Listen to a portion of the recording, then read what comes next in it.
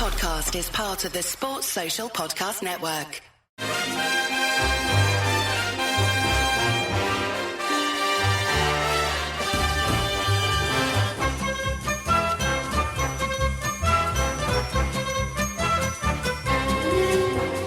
Hello everyone and welcome to Howie the Podcast. It's Gav and you join us this bloody lovely day. It's still great. Sunderland are still in the playoff final. We haven't ruined anything yet, so I'm still on cloud nine.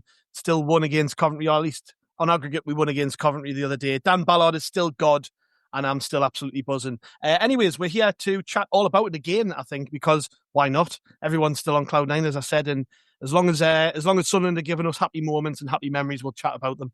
First off, somebody who's not been on here for a little while, Neil Graney. First episode and then 69 episodes later, Neil, you're here. Hello, mate. Yeah. What a time to be back as well. Hello, mate. I only bring you back for the good ones, mate. That's it. That's it. I think in the past, though, it was getting you on to kind of moan about the meeting minutes from the supporter collective meetings and things like that, wasn't it? But no, happier times anyways. And we're also joined by Simon Pryde of BBC Radio Newcastle. Hello, Simon. How are we doing? Hello. Thank you very much for inviting me. Good to see you both. This is the first podcast I've ever done wearing glasses. I've been in denial all this time, and now middle age has got to me, and the specs are on, and I'm ready to go. Well, you'll be glad to know that the listeners won't be able to see you anyways, so it's fine, mate. Oh, excellent. Okay. I didn't have to say that. But we can see your lovely glasses. I thought it might be all visualised. Because you know what I've just done? Basically, I've got a picture behind me, and it was a squint on the wall. I thought, I can't have that. So I thought, I'm going to get that straight. And then I've basically dropped it. The frame is smashed. I've completely messed it up. I'm going to get in big trouble from the other half, and no one can see me anyway. Just blame it on Sunderland. You know, I've blamed the vast expense in spending 2 nights in London on Sunderland, and my missus, she kind of took it on the chin. So just blame everything on Sunderland. It's great. Fair enough. I presume you were there the other night, Simon, were you? Yeah, was it both legs? Yeah, so we broadcast our Total Sports show from Coventry on Friday, and then obviously from the Stadium of Light on Tuesday evening. Yeah, and two extraordinary nights. I mean, on Tuesday night, we were on air till 11 o'clock, but then there's the post-match press conference and all that. By the time we get out the ground, it's pretty late, and then a lot of traffic around the stadium, obviously, as well. So I didn't get home till about 1 o'clock. And Marco Gabbiadini, who's on the show with me, lives down in York. He got home about 1:30. It was bizarre. Our BBC Radio Newcastle What Sport WhatsApp group, it was still buzzing away until about 2:30 in the morning, because I think everyone that was there, even the people working back in the studio, it was still kind of just buzzing from the adrenaline of it all. It was an incredible night, and what a finish to the match. I'm still not over it, and I don't think I ever will. Do you know when? Because I'm in my 30s, so I'm kind of my start as a fan came during the Reid era, probably the best era ever to start being a fan, I guess. And I've got all those memories, but sort of the maybe your generation, Neil, a little bit older than me. Yeah. You've got the memories of coming up under Reid a little bit earlier than me, and then the '92 Cup final run and all the rest of it. I mean, how does that compare to what we saw the other night? Well, my first away game was the playoff semi-final against Newcastle in 1990. And so as a 10-year-old, I shouldn't have really been there, I guess. But and that was incredible. But I think I was probably too young. It just washed over me. Whereas the other night, I really could kind of get involved in it. And obviously, I had my boy with us, who's 13 now as well. So I'm going to be honest. I mean, that 1990 was incredible. But actually, the other night is a standout. I know it's fresh in the memory, but it's a standout for me. It's one of my top 3 moments, I guess. And I know it's only a playoff semi-final, but I think the way the whole day came together, the way the whole tie came together, and that was the kind of final moment. That's what made it more special as well, I guess. I suppose when Neil's just touched on that there, Simon, kids in the crowd. I'm talking about when I was a kid and my memories. They're never going to forget that, are they? That's absolutely right, isn't it? Yes. And people were coming on the show last night and talking about it, of all ages. And something that somebody said kind of struck a chord, I guess. No matter what happens in the final, and let's hope it goes well, it doesn't matter. That will never change the memory of what happened on Tuesday night and the extraordinary circumstances. And any kind of late goal, is special. But when it's in those sort of circumstances and it's extra time, and everyone, let's be honest, was dreading penalties from a Sunderland point of view, weren't they? So for it to happen like that, and I keep seeing little things and little pictures and little videos that people have shot. I've just seen one, you've probably seen it now, of Enzo Lefebvre apparently kissing the ball just as he puts it down on the quadrant at the corner, as if he kind of was, just sort of saying, right, this is the one. So yeah, there's just so many elements of it. But yeah, you're right. There'll be kids there. I saw some very young kids at the ground, way past their bedtime, but they will never, ever, ever forget that night. No. Yeah. Have you noticed as well with the people ringing in the show? A couple of weeks ago, there'll been people ringing in absolutely ranting and raving about the manager, and I even heard some people wanting him sacked. And have you had people ringing back in with, prepared to eat a little bit of humble pie? What's it been like? Yeah, I mean, it's nuts, isn't it? I mean, it happens everywhere. It's not just at Sunderland, but as soon as results start turning a little bit, and performances aren't great, people question the head coach, the manager. That's always going to happen. Yeah, no one's really eaten humble pie. I don't think we had really anybody on air that came out and said he should be sacked. We had a couple of people that messaged in. You're never quite sure whether those are people taking the mick or not, to be honest with you, because you've got to take the whole season into context, and you'd be completely nuts to think that he hasn't done an absolutely fantastic job, wouldn't you? And everyone's entitled to their opinion, of course. But I think after the game, in particular on Friday night, I think people saw that, he found a way, knowing that Coventry have caused Sunderland problems in the past. He found a way to play against them, playing the two up front, which I think surprised Lampard, playing a bit more direct. And that worked. I think on Tuesday, if they'd ended up going out, whether it was on penalties or losing the game, I think he would have got a bit of stick. And probably, justifiable criticism for kind of not changing it earlier than he did, because Coventry were dominant for large parts of that game, weren't they? In terms of possession, didn't really create many clear-cut chances. But I think, I think people were kind of crying out for the shape of the team to change, even if he didn't make substitutions, which it did eventually. And we saw what happened, when that was the case, and they played much better, albeit, quite late in extra time. So, I think there are justified criticisms, as there are of any head coach. But I think the vast majority of Sunderland supporters kind of stayed behind him. In Reggie we trust, the old motto still comes out, doesn't it? And so I think on the whole, I think there were few and far between. There's always a sort of minority that are quite vocal, but I don't think many people really, thought that he should go. Maybe you know better. I don't know if people are quite in touch with you, but I don't really think so. Do you? It'll have been a minority, yeah. But Neil, you're quite like me. I like to think, anyways, we kind of have a similar viewpoint on how the club is, and from the stands, I mean, you mentioned it before, the whole day was just an amazing thing, wasn't it? It wasn't just about the 90 minutes of football. It was from the bus coming in and the smoke grenades and all that. Like, it was just unbelievable, the whole occasion. Jimmy Montgomery's tribute on the pitch and all that. I mean, how different would that have felt if we hadn't got a result on Friday, do you think? Because it was the absolute perfect scenario what happened. I mean, if you could have wrote the script for this semi across the two legs, winning at Coventry, then coming back and having that, and then winning in the manner we did was outstanding. But just, try and think, like, if we hadn't have got the result we got, do you think we'd even have got through? Like, because ultimately, I almost feel like the occasion is what carried us over the line. It was the pomp and circumstance and just the build and everything to it. Yeah.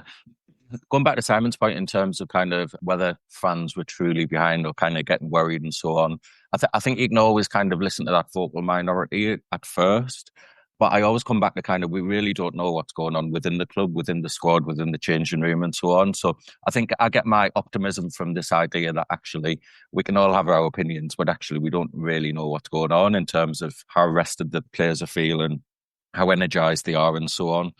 I think the way the club kind of coordinated the semi-final, and obviously it was a lot easier having a 2-1 lead to kind of then coordinate the fans and create the atmosphere for the second leg. I think what that shows is a kind of a show of unity, a show of kind of understanding of kind of what's going on.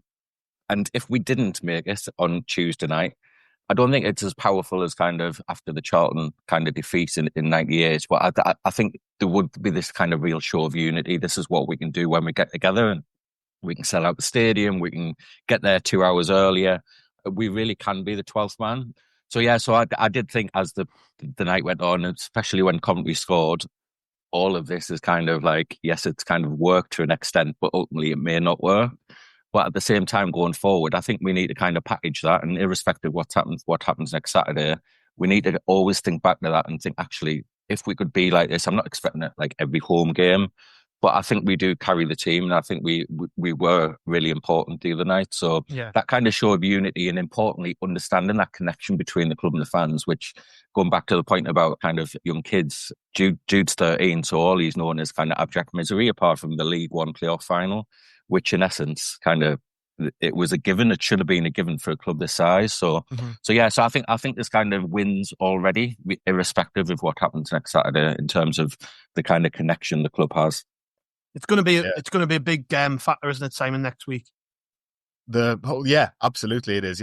Yeah, because I think what they did was absolutely fantastic on Tuesday night, and I think I mean, we get to the ground pretty early. We're on air at 6 o'clock. I tend to try and speak to fans before the games. Often I'm walking around the stadium trying to find people at that time, and it was just incredible. It's one thing to actually ask fans to come out early and do that. It's quite another for everybody to actually find a way to do it. People are working, what have you. They've got to find ways to get there. The traffic was bad, and but people did. People were there outside the ground before I went in at around 5:30. There were already loads of people around the players' entrance. There were already songs and chants. When I got inside, and where the media are based, right up at the sort of top of the Premier Concourse in the West Stand, the Jimmy Montgomery stand. You mean?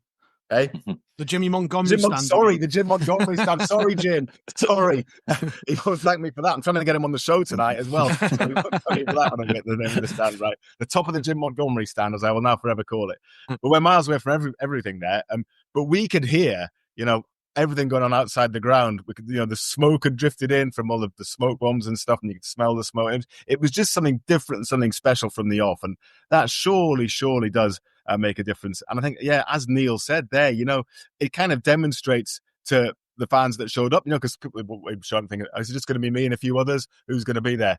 And when everyone does it, people realize this is what we can do as a collective, and need a bit of that transferred down to Wembley week on Saturday, of course.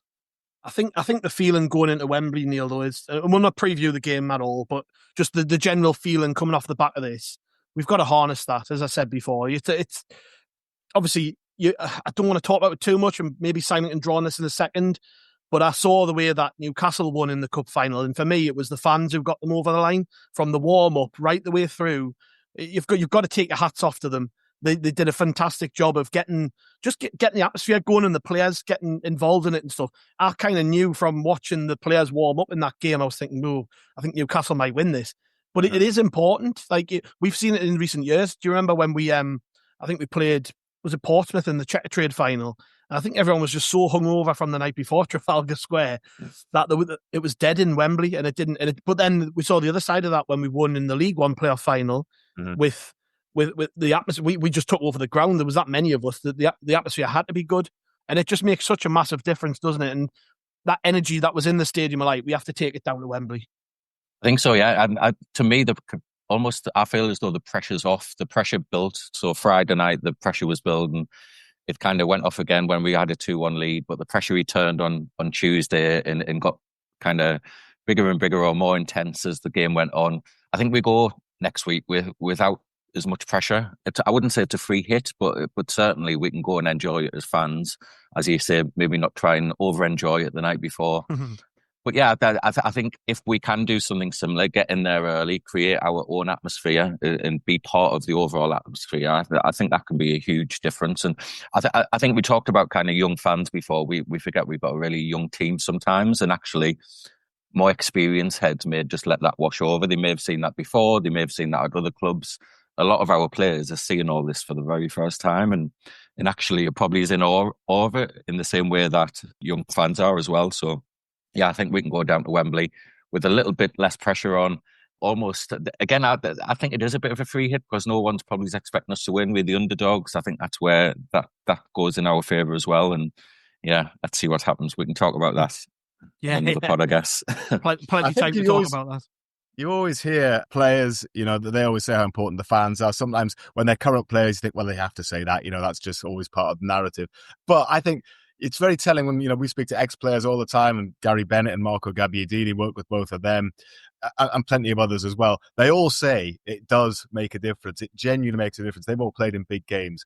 And yeah, the size of the support, the noise that they make, it does carry across. I mean, I was in a bit of a unique position, I guess, at Coventry.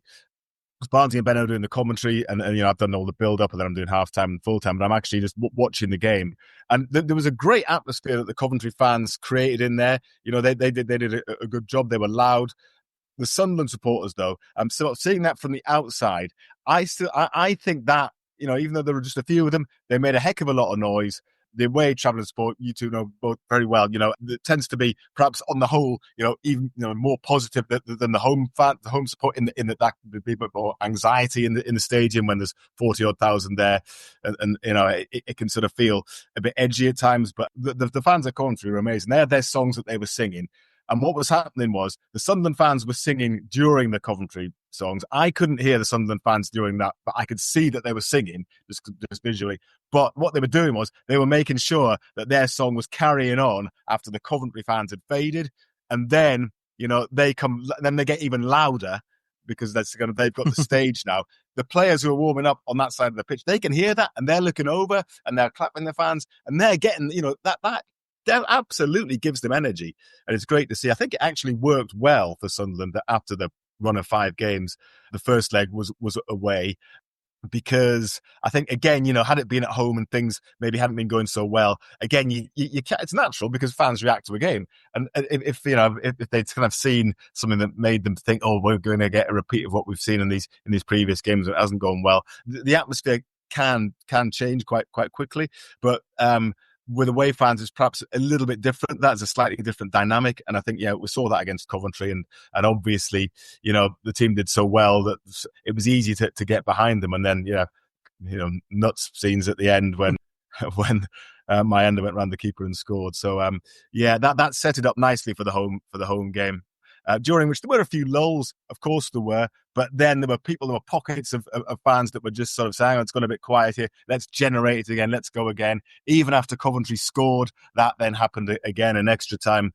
Again, there was just an immense support. So, and just to touch very quickly on what you said about Newcastle, I think I would probably agree with you. Yeah, it felt a bit different to them being at the final 2 years previous, because of course we covered both of those, and it was kind of more like a big day out because it was a rarity 2 years before. But this time it was much more kind of, we're here to do the business, and I think the players and the staff went about it like that, and the fans did as well a little bit. And I think, just need to make sure that Sunderland have that mindset. I'd be interested to know your opinions, actually, because we discussed this on the show last night. Michael Gray on Talk Sport, he was quite critical, wasn't he, of the way that the players celebrated after the game on Tuesday, and as if it was kind of job done. He was saying it's not, there's another job to do. I mean, I personally don't mind that because it was such an occasion, and I'm sure, from the moment they got into the training ground for, the recovery session the day after, they'll be focused now on Sheffield United. So I don't mind that. But he was saying, no, don't celebrate like that. Don't, leave it to the fans to do that. Just focus and be professional. But I don't mind it. And I think most fans that got in touch with us last night were kind of agreed that, maybe he was being a bit harsh. But I don't know what you two think. I did hear his comments. I think what he was kind of misunderstood on is that he was saying, oh, you're not in the Premier League yet, why are you celebrating? I think what was very clear is that we were just celebrating Tuesday night, and you've got to do that. You've got to live for those moments. You've got to kind of remember those moments. So and especially the way it's happened, the team didn't have any time to think, right, how we're going to kind of deal with this at the end. It was literally 10 seconds after the kickoff. It was there. So their emotions were heightened anyway. I don't know if you heard, Simon, but Kevin Ball was then interviewed about Mickey Gray's comments, and he disagreed with Mickey Gray as well. So Kevin Ball, the hardest man in football, saying, just celebrate as you should. then I'm on board with Kevin Ball to say, this is what we should be doing. If Kevin Ball's telling us to do something different, then I tend to agree with Kevin Ball, I guess. So I think, and again, they're a very young set of lads who haven't experienced that before. So I'm going to let them off and say, just do what you need to do, and we'll come back to it at Wembley. And if we need to do it again, we'll do it again. Maybe Mickey's being maybe he's getting on a bit, and he's maybe being over professional in his comments, I would suggest, yeah. Or maybe, dare I say, he's looking for a bit of reaction. Yeah, indeed, I was going to say, given I'm not going to say that, but you know what I mean. Given who he works for, maybe that's the aim of the game. But anyways, for me, I just don't think you can. If he'd been a player in that moment, he scored the goal that gets Sunderland to Wembley with the last kick of the game. What other way would they have celebrated? And I listened to it because they were debating a bit yesterday on TalkSport, and I did hear them talking about it. And I think it was Andy Goldstein was saying, if it was in the 50th minute or the 60th minute, it wouldn't have been that way. It was because of how it happened. Do you know what I mean? And there's no other way to celebrate. I mean, if you can't enjoy moments like that in football, then you can't enjoy anything. I mean, those players will never, ever experience a thing like that ever again in their careers, because as a Sunderland fan, I've never seen anything like that before. So for them to have that moment as a group, I mean, you can't rob them of that. I think you're being a bit of a curmudgeon if you can't stomach the fact that the players have enjoyed that. And I know, they were dancing about and a few of the players had shades on and that, but so what? You know what I mean? It was those were iconic. See, there's a reason everybody is still talking about that today. It's up there with the Troy Deeney goal from when Watford got to the playoff final. It's right up there, and it's something that'll be talked about for years. And just, if you can't enjoy that, then you can't enjoy anything, can you? Yes. And I wonder if, Mickey Gray played, didn't he, in 98 in the semi-final, in the second leg against Sheffield United. I can't remember what the celebrations were like after that, but I'm sure he joined in a little bit there, didn't he? Obviously, he was celebrating at the end of the final, though. So maybe that's in his mind as well. I don't know. But I'm sure he enjoyed that night. Maybe he's just not a fan of playoffs in general after what happened in 98. Exactly. He's maybe got some foresight. I just want to go back to something because you mentioned Gary Bennett before, and something just pinged up in my head there. But that bit of commentary is going to become an iconic bit of audio, I think. And if anybody hasn't heard it yet, Benno predicted the goal and the goal scorer before it hit the back of the net. Before even the corner was taken, he said, "This is it, Daniel Ballard." He knew it. I mean, that'll go down in history, I think, Simon. Yeah, and I don't know why. I mean, I don't think he really knows why he picked Ballard. I mean, Ballard has had another great game, hadn't he, as he had the previous game. And obviously, he was up for the corner. He comes up for corners. But he could have picked anybody else out, He could, but he just that's exactly what he said. And then, you could hear him screaming in the aftermath of the goal. Just, "I told you so. I told you so." So he kind of knew. He had a premonition. So I'm not saying I did, but you know what, right? Okay. When Leo Hjelde came on, okay, and I'm presuming he's a good penalty taker. I presume that's why he's going to come on. My mate Richard said before the game, he was very excited. I'm going off on a tangent here. He was very excited when the new Pope was appointed, Leo the 14th, because he's a bit of a geek, is Rich, and he was saying under Pope Leo the 13th, Sunderland won 4 of their 6 titles. The halcyon days of the 1890s. He was saying Leo's a lucky name. Pope Leo is great for Sunderland, and they're still unbeaten under the current papacy, which is now 2 games. So we've gone on about that anyway. So I kind of went with this and ran with it a bit. And then when Leo Hjelde came on, I messaged him and said, "Here we go. This is going to be it. Divine intervention." And then sure enough, in seconds that happens. So I have actually got a request in with the Vatican press office next week in the build up to the final. I want to get the Pope on for a crack on it. But the previous Pope was presented with a Sunderland shirt, wasn't he? So I want to get his views on it. So there was something about it. Benno predicted it. There was something in the, I don't know. It was weird, wasn't it? It was weird. It was almost, well, it's like I said before, you could have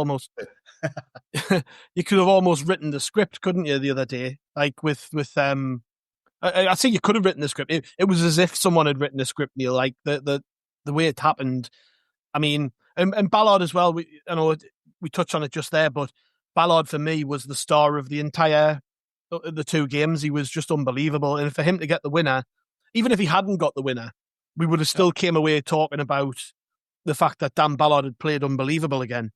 Yeah. And I kind of touched on this before, because when I said to Simon about, people maybe ringing in with eating a bit of humble pie who maybe criticise the manager, that was a massive call to bring him in. Because as Dan Ballard said on the pitch after the game, he said, Chris Mepham's probably been our best player this season. And, for him to not be playing, it was a big call. And it was a huge call. One that takes real balls. I still can't believe how important that decision was and how much it actually mattered in the end. Yeah, and I think what we can learn from this is that we need to trust the manager to make the decisions, whoever the manager is.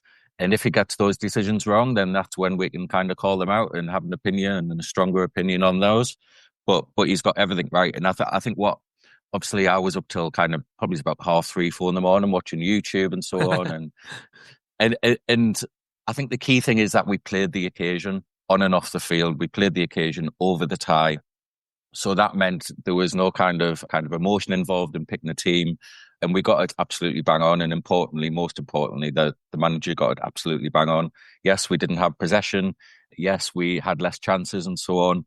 But the team selections for both games, particularly this kind of extra time, Mundle coming on, Lefebvre going central, everything just worked to its T. And whilst when Lefebvre put that corner down, I didn't think we were going to score. I was kind of thinking, right, who's going to miss penalties? I wasn't even thinking who's going to score penalties. I was thinking who's going to miss the penalties and who don't I want to miss penalties in particular.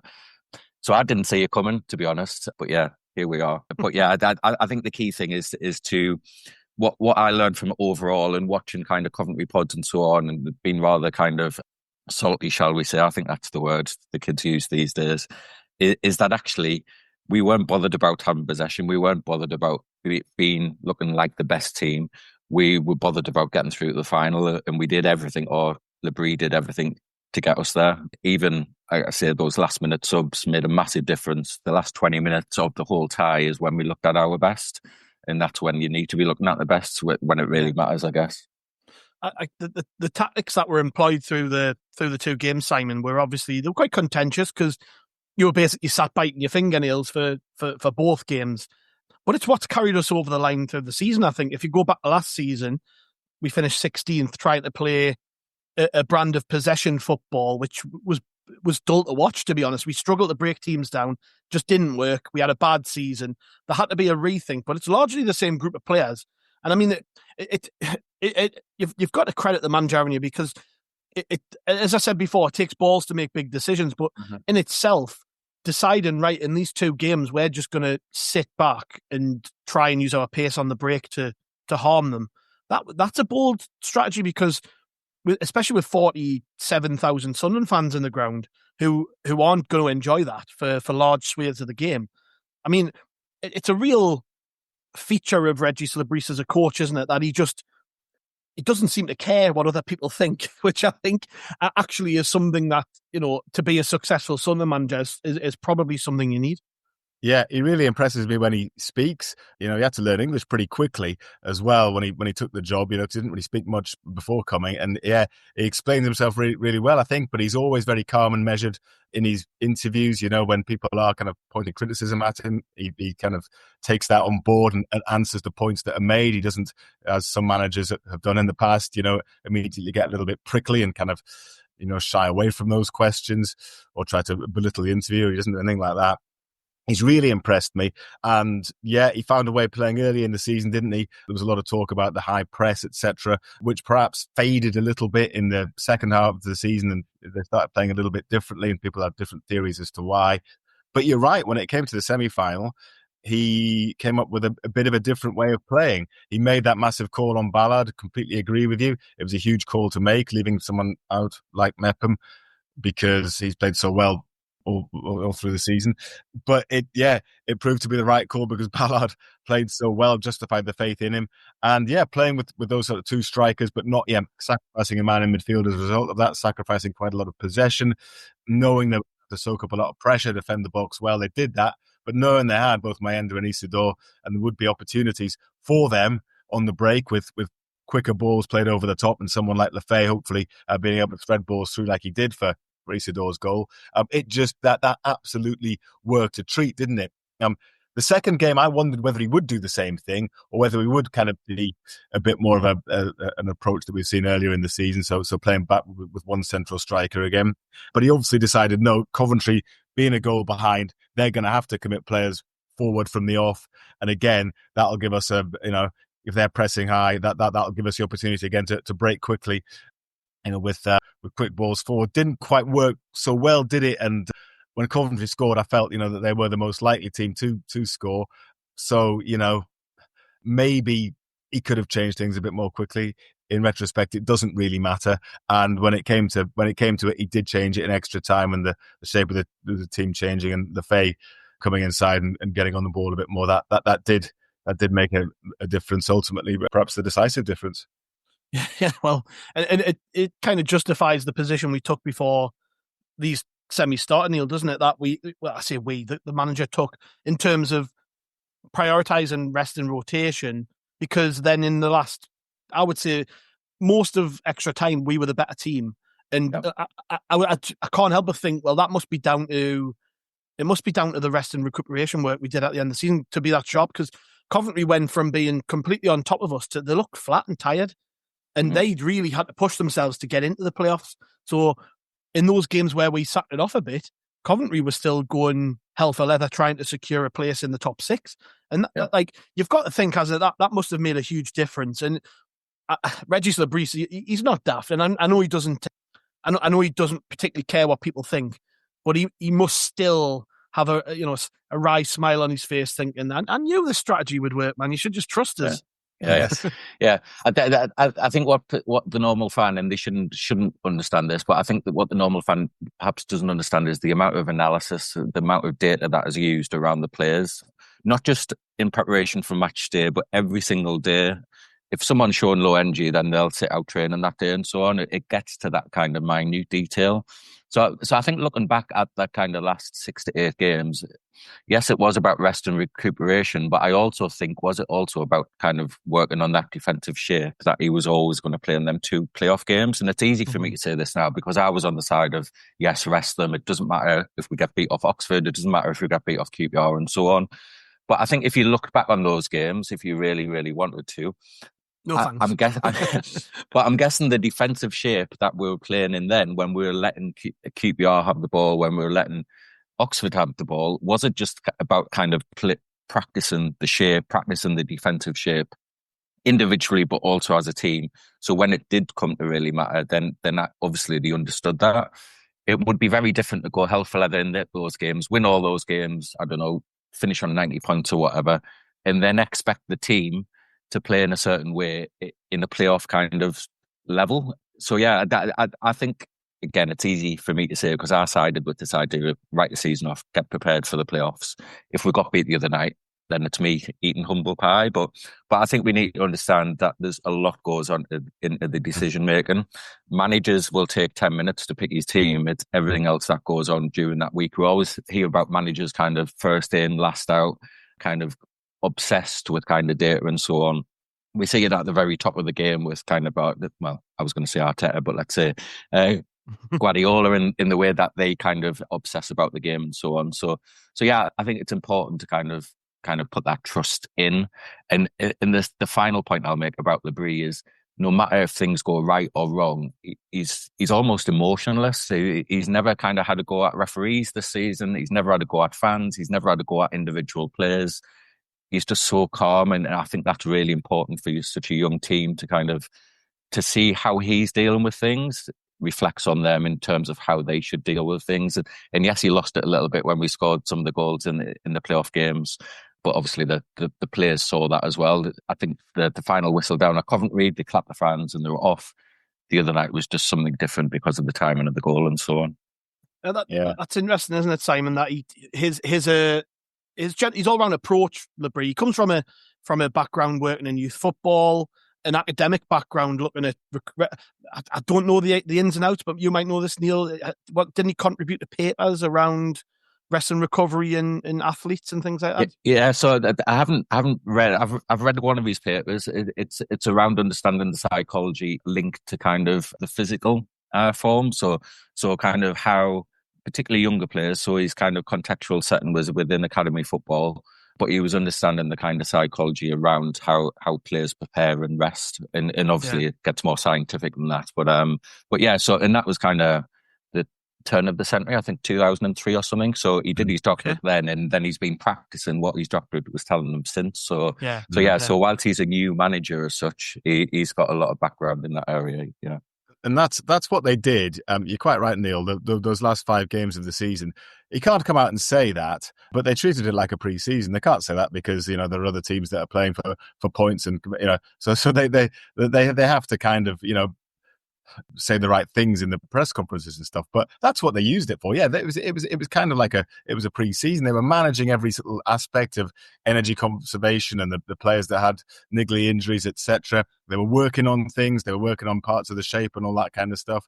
And the results absolutely didn't matter. People were talking about momentum going into such big games in the playoffs, but yeah, I mean, you don't look for momentum in pre-season. You're looking just to get things right and to be able to be spot on for when it matters. It's different from just say that it'd be, I don't know, a relegation fight and that was the last game of the season and they needed to win it to stay up. If you've lost the previous 5 before that when you've been giving it everything to win them, that's very different. But no, they knew what they were doing. Régis Le Bris knew what he was doing. It's interesting, that you've obviously looked into his background much more, Neil, and the type of person he is. I've never actually interviewed him yet because Nick Barnes does all the interviews, and I'm hoping to try and get him in the studio eventually. But he's one of these managers that's kind of more keen to be doing his work and in his office and on the training ground and coming in and speaking to the likes of me. But I just find him fascinating. And yeah, so to hear, what he's done in the past and what he's kind of studied as part of his doctorate or whatever, then it's fascinating to kind of, see the makeup of the man and the psychology of him. But one thing is absolutely clear is, he's absolutely meticulous and he makes a decision and he kind of goes with it, and he's got a real belief in his ability as a coach. So, yeah, I think he's been mightily impressive. How Neil said this before, and I'll grab your thoughts on it. But how important do you think it is that he is so emotionless? Because he does that sort of celebration we saw when Ballard scored. That I think that's genuinely the only time I've ever seen him show any level of emotion this season. And even then he was trying to tell people to calm down. he was flapping his arms saying calm down. And it was like nobody's looking at your edge. You know what I mean?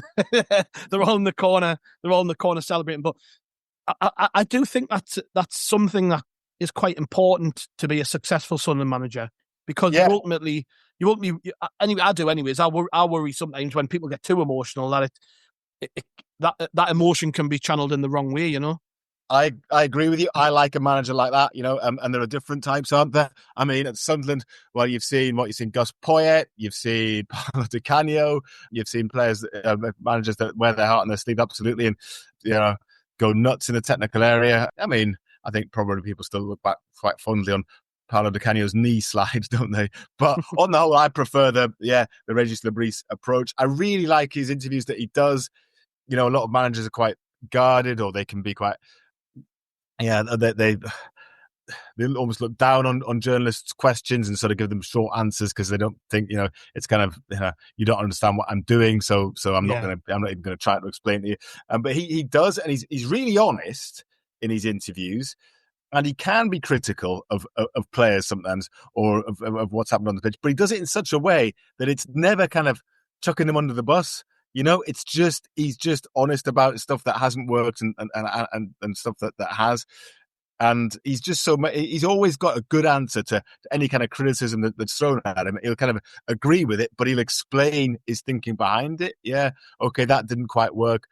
But, I don't know, in comparison to the opposition, we didn't have physicality in that particular position, or such and such a player was, a little bit, faster, stronger, for whatever. I don't know. He's just got. He just calmly explains why things didn't go well, just as he does when things do go well as well. He doesn't go over the top and kind of pat himself on the back and say that was brilliant. He just sort of said, "Yeah, we looked at that, and that's why we did that, and that's why it worked." He's really analytical.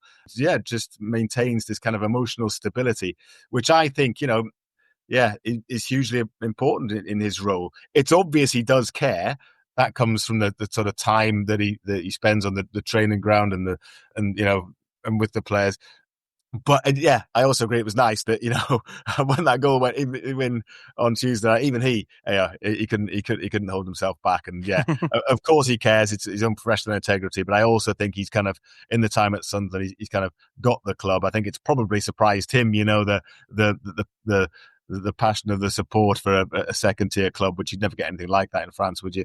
And he's bought into that as well. So yeah, he's been really impressive. His fingerprints are all over the squad, really, Neil, aren't they? When you look at, Enzo Lefebvre obviously had been signed because he'd worked with Régis Le Bris before. And you've got to say, we were talking about this on the pod the other day, but you've got to say that all of the sort of the hopes we had for Lefebvre's ability to have an impact in these playoffs, they all paid off, because when it mattered, he came up with two moments of quality. I mean, we were all talking about Dan Ballard's header, which, again, I think Chris said his brother's a professor in astrophysics or whatever, and he's a scientist or whatever, and he said that defied all logic, all physics, for him to be able to bend down as he did and head the ball. But we're not talking about the ball in from Lefebvre, and Simon briefly mentioned it before. He kissed the ball when he put it down. He prayed to God to say, please let it be this ball. But Lefebvre's quality in that moment, I mean, it's a hell of a ball in. I think I've seen 80 angles of the goal, as you probably both have as well. And I mean, it's an absolutely fantastic cross. And then in the first game, that ball is literally milliseconds from being too late and Isidore being offside. And it's just an outstanding pass to play Isidore in. And I just think, we look at Enzo Lefebvre, we look at Mayenda's development this season, to have gone from a lad who couldn't get on the pitch for Hibs last year to, possibly one of the best centre forwards in the Championship this season. You look at Wilson Isidore, somebody who he's worked with before in the past, and again is somebody who you might perhaps not have been able to get to Sunderland because he came from Zenit St. Petersburg, of all places. Do you know what I mean? So his fingerprints are all over this squad. But I mean, you've really got to say that what we're seeing, this vision for what his vision for Sunderland is being channeled through the likes of Lefebvre, Isidore, and Mayen. I mean, we talk a lot about Ballard, as I said, but those three in particular have been key, haven't they, to getting us to this point, Neil? Yeah, I think so. I think that the little bit of recruitment he has done is based on the kind of trust and kind of knowledge that he has of those players. But I think it kind of also alludes to his more analytical approach that actually looks for consistency. So just touching on what we just talked about his leadership style. Sorry for going academic again, but the key thing around kind of quiet leadership is consistency. And I was talking kind of off the record about this idea of momentum. Actually, consistency is probably more important to the squad. So I think that recruitment of those players is just kind of been him being able to take a little bit of control. He obviously brought in his assistant coach as well to kind of create that kind of consistency in his approach. And you're right, kind of Lefebvre, I think Mundell joked, it's the first time Lefebvre and Mundell's been on the pitch together the other night. And it almost feels like a dream scenario that actually we're going to get our strongest, or what he deems his strongest 11 on the pitch again at Wembley. And who knows where that'll take us. But yeah, I think that kind of analytical approach, that kind of, he's thought, right, I haven't got time to kind of recruit a team. He doesn't necessarily need to recruit a team. But when he has recruited, it seems to be coming off, and kind of, if Lefebvre hadn't picked up that injury and Mundell hadn't picked up a second injury, then we could have really seen this for quite a while. And who's to know, that kind of falter and kind of automatic push may have come off as well. So I again, it's linked to his approach in general, not just his approach on match day or interviews and so on. I think his overall approach is very consistent, and I think that will work particularly for a younger squad. Yeah. We obviously head to Wembley soon. Simon, your plans, I'm presuming, are locked in, even though we don't know the kickoff time as we're recording. I know, it's ridiculous we still don't know the kickoff time as we're recording this, do we? But hopefully that will be nailed down sooner rather than later. So yeah, I mean, we will be broadcasting from Wembley Way probably about 5 hours before kickoff. We go big on it.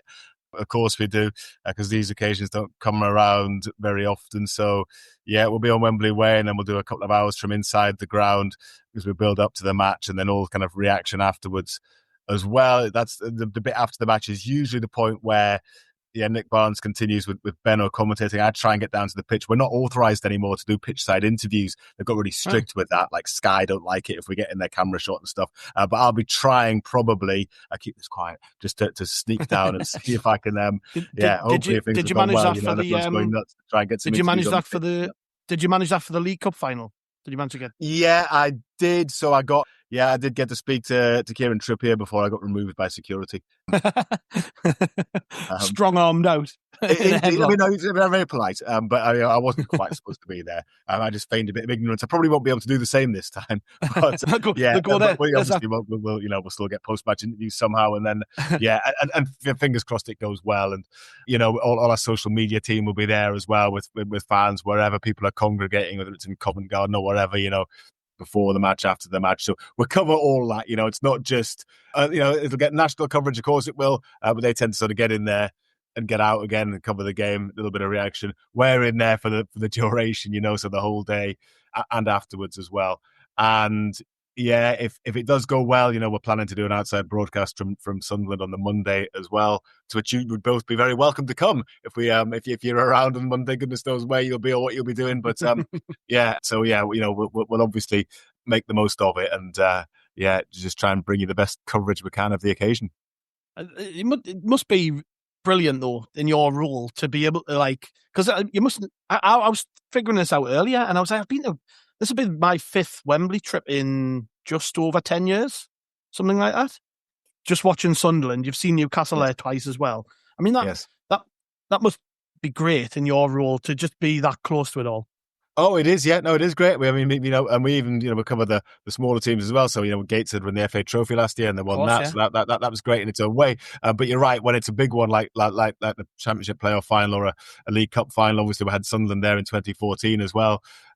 And we covered that, but yeah, it tended to be, they'd all been losing occasions up until Sunderland beating Wickham, and I missed that one. My wife's sister chose to get married on that day. Do people not look at the fixture catalogue, the fixture, the fixture list, and when they choose these things? So I missed that one as well. So I didn't see the team winning that day. So so Newcastle's win earlier this season, that was the first time I'd kind of covered a win for one of our local clubs. And so wouldn't it be brilliant if Sunderland could complete that this season and a win a week on Saturday it would just be brilliant. It just makes it makes the coverage so much, we do the best we can with the news, but it just makes it so much easier and so much better if it's a positive result. Yeah.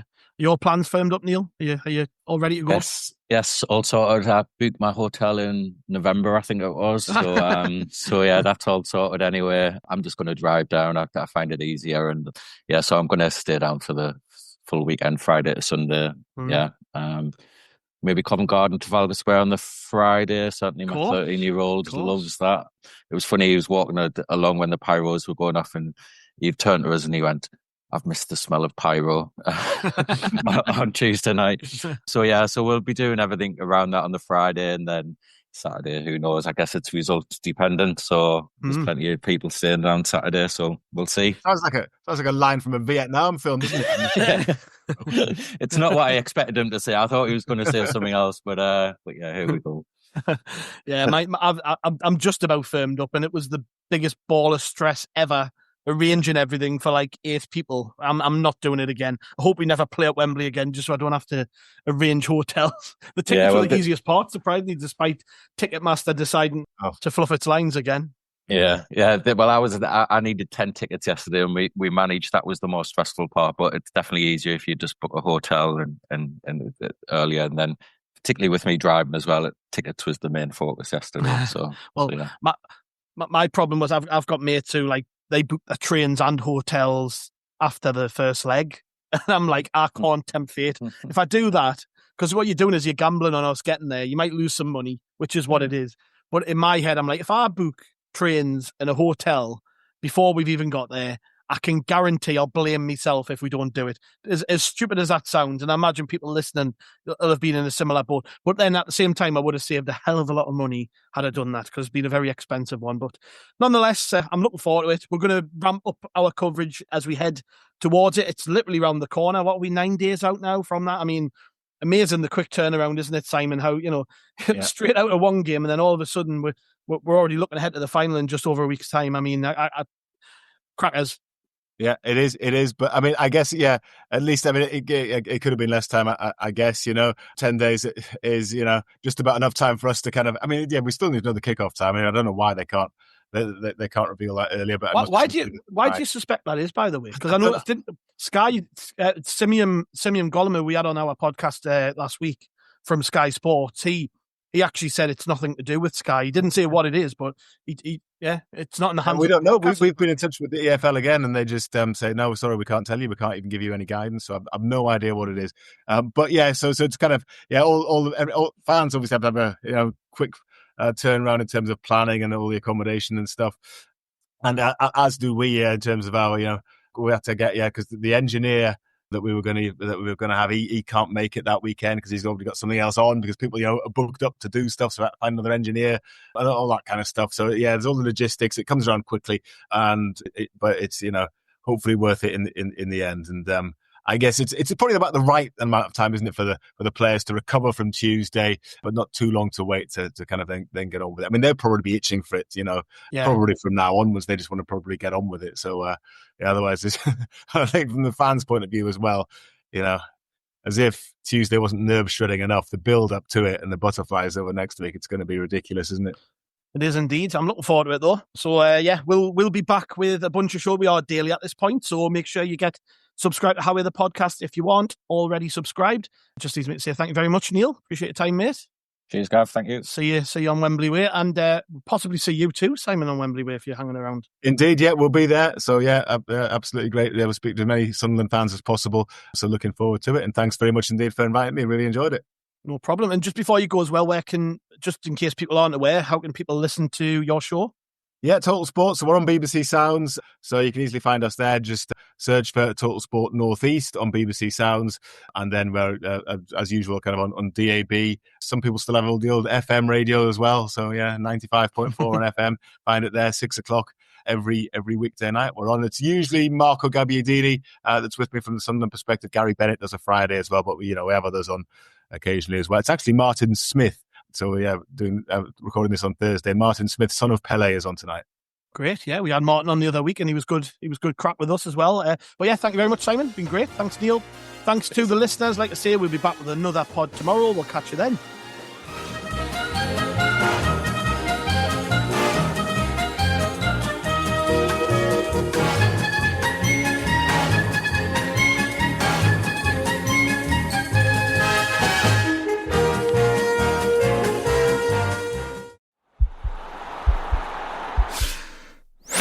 This podcast is part of the Sports Social Podcast Network.